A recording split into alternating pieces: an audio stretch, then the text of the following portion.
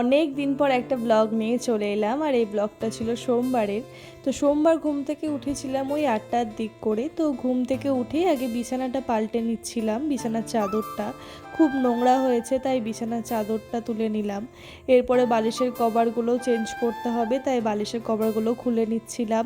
কোল বালিশের কভারটাও আমি একসাথেই কেচে নিই, বেশ ভালো লাগে, কারণ বিছানার চাদর যখন পাতি তখন একবারে সব বালিশের কভারগুলো পরাই, কারণ দেখতে ভালো লাগে সেট করে। তো এই যে দেখতে পাচ্ছ আমি ভালো করে বিছানার গদিটা পেতে নিলাম, আর এরপরে চাদরটা পেতে দিচ্ছি। এই চাদরটা না আমার খুব ভালো লাগে, এটা আমি বিয়ের সময় অর্ডার করেছিলাম, যখন আমার বউ ভাত ছিল তখন আমি এটা পেতেছিলাম।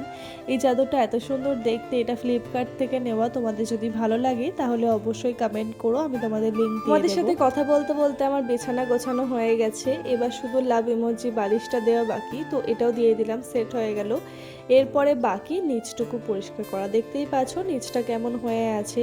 পরিষ্কার করতে করতে আমার তো ঘাম ঝরছিল, এত গরম লাগছিল, কাজ করলেই গরম লাগে অবশ্য।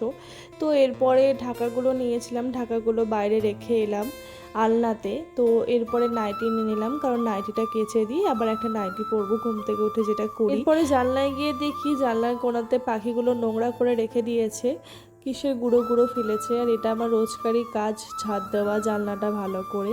তো এরপরে ঘরটাও ভালো করে ঝাড় দিয়ে নিচ্ছিলাম।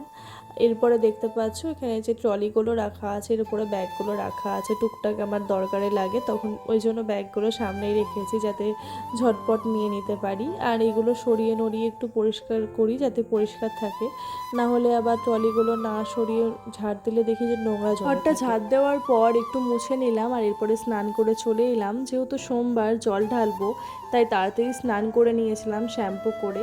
এরপর আমি কুর্তি পরে নিয়েছিলাম, প্রথমে ভাবছিলাম শাড়ি পরবো, তারপরে ভাবলাম যেহেতু বাড়ির সামনে তাই কুর্তিটা পরেই যাই, যদি পারি, যদি কপালে থাকে তাহলে কোনো একটা সোমবার বাবার মাথায় জল ঢালতে যাব শাড়ি পরে। এরপরে চলে এসেছিলাম শিব ঠাকুরের কাছে, আর এই শিব ঠাকুরটা আমার বাড়ির একদম কাছে।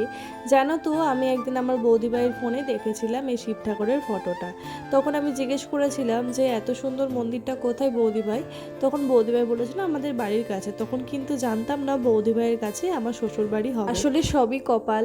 যাই হোক, এই শিব ঠাকুরটা না আমার সত্যিই খুব ভালো লাগতো যখন আমি ফোনে দেখতাম।